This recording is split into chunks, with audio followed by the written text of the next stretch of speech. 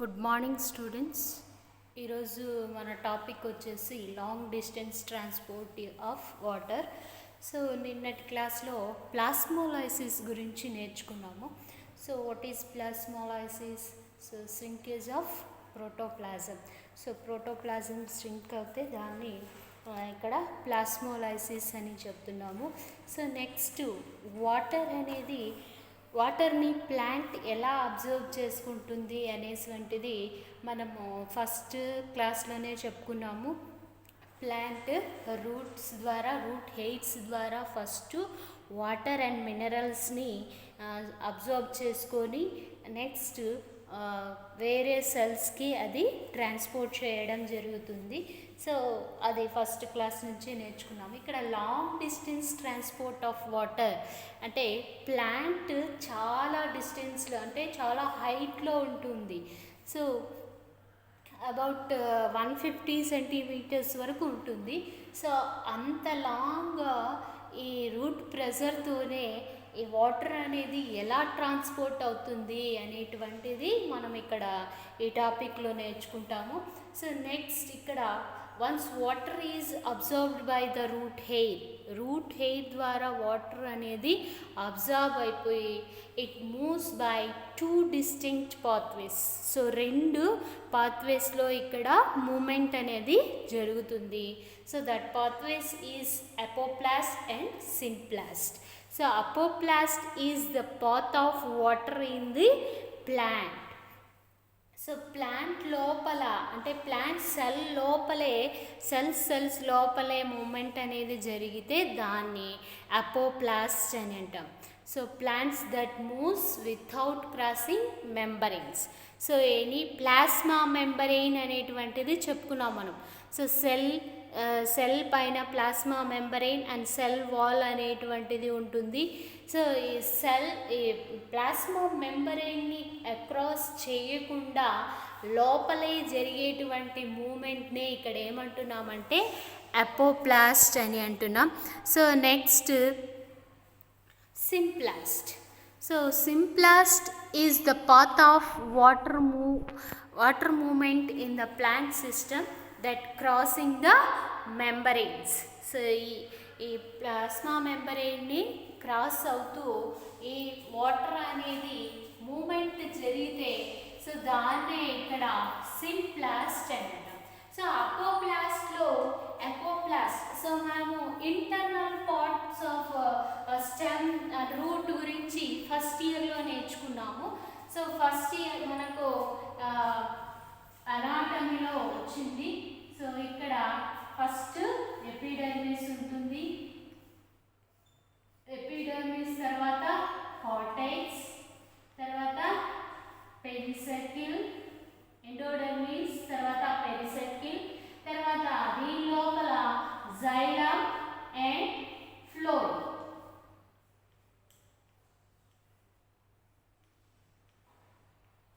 ఓకేనా, ఇది internal part. So ఇది epidermis, cortex, endodermis,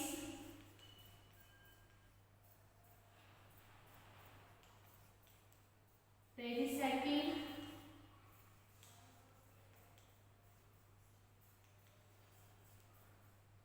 xylem and floor.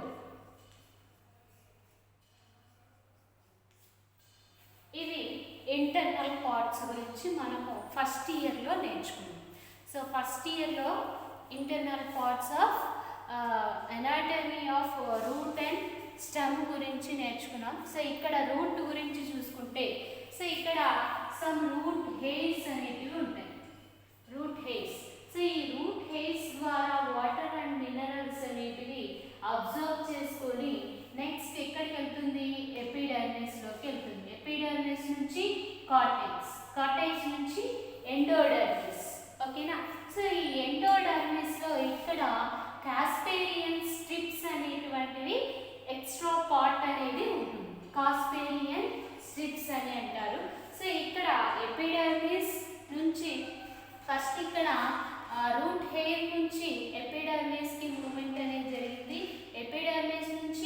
కార్టెక్స్కి జరిగింది. సో ఇలా పక్క పక్కన సెల్స్కి మూమెంట్ అనేది జరిగితే దీన్ని ఏమంటున్నామంటే అపోప్లాస్ట్. ఓకేనా. సో పక్క పక్కన సెల్స్కి మూమెంట్ జరిగితే without crossing the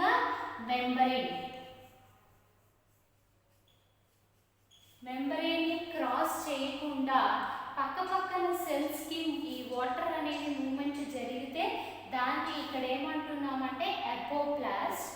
and symplast వచ్చేసి ఇక్కడ ఎపిడెర్మిస్ కార్టెక్స్ వరకు అపోప్లాస్ట్ పాత్వేలో జరుగుతుంది.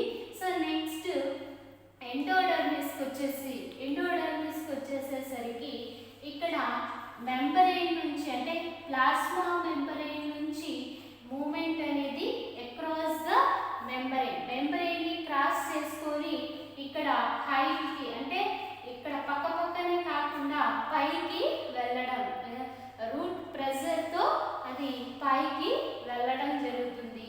సో నెక్స్ట్ పెరిసర్కిల్లోకి వెళ్ళి నెక్స్ట్ జైలం ద్వారా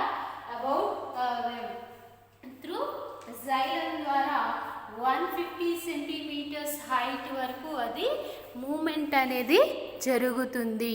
సో దీన్నే ఇక్కడ అపోప్లాస్ట్ అండ్ సింప్లాస్ట్ అని అంటున్నాం. సో ఇక్కడ ఇది మనకు 4 మార్క్స్లో అడుగుతారు, నెక్స్ట్ 2 మార్క్స్లో కూడా అడుగుతారు. సో ఇది apoplast and symplast pathway. So ఈ రూట్ హెయిర్స్ ద్వారా వాటర్ని అబ్జర్వ్ చేసుకుంటున్నాయి అనేసి చెప్పుకుంటున్నాము. Some plants have additional structures. So association of bacterias and fungus అనేసి మనము సింబయాసిస్ బ్యాక్టీరియా గురించి నేర్చుకుంటా ఉన్నాం. సో సింబయాసిస్ బ్యాక్టీరియా నైట్రోజన్ని ఫిక్సేషన్ చేసి నైట్రోబాక్టర్ అనేటువంటి బ్యాక్టీరియా ఏం చేస్తుంది, నైట్రోజన్ ఫిక్సేషన్ చేసి ప్లాంట్కి ఇస్తుంది, ప్లాంట్ దానికి షెల్టర్ ఇవ్వడం జరుగుతుంది.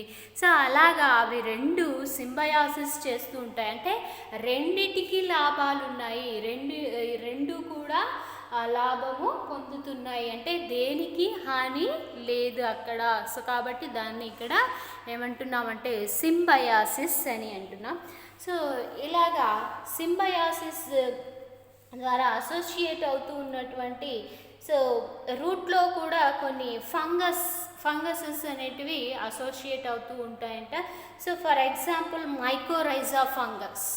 సో మైకోరైజా ఫంగస్ అనేటువంటిది ఇది రూట్ సిస్టంలో అసోసియేట్ అయి ఉంటుంది, సింబయాటిక్ అంటే సింబయాసిస్ చేస్తూ ఉంటుంది. ఇది ఏం చేస్తుందంటే ప్లాంట్కి వాటర్ అండ్ మినరల్ అయాన్స్ని ఇది అబ్జర్వ్ చేసి ప్లాంట్కి ఇవ్వడం జరుగుతుంది. ప్లాంట్ దానికి some sugars and nitrogen containing compounds అనేటివి దానికి అది ఇవ్వడం జరుగుతుంది. అంటే రెండిటికి హెల్పింగ్ అనేది ఒకదానికి ఇంకొకటి హెల్పింగ్ అనేటివి చేసుకుంటూ ఉంటుంది. కాబట్టి ఇక్కడ దీన్ని ఏమంటున్నామంటే సింబయాసిస్. నెక్స్ట్ ఇక్కడ ఫర్ ఎగ్జాంపుల్గా చెప్పాలంటే pinus seeds cannot be germinate and establish without the presence of mycorrhiza. So ఈ మైకోరైజా ఫంగస్ అనేటువంటిది పైనస్ ప్లాంట్ సీడ్లో ఇది అసోసియేట్ అయ్యి ఉంటుందంట. సో అది ఆ మైకోరైజా ఒకవేళ దాంట్లో లేకపోతే ఏమవుతుందంటే ఆ సీడ్ అనేది జర్మినేట్ కాకుండా అలాగే ఉండిపోవడం జరుగుతుంది. సో ఆ విధంగా సింబయాసిస్ కొన్ని బ్యాక్టీరియాస్ అండ్ ఫంగసెస్ అనేటివి ప్లాంట్లో రూట్లో సింబయాసిస్ చేస్తూ ఉంటాయి. సో ఇది ఈరోజు క్లాస్.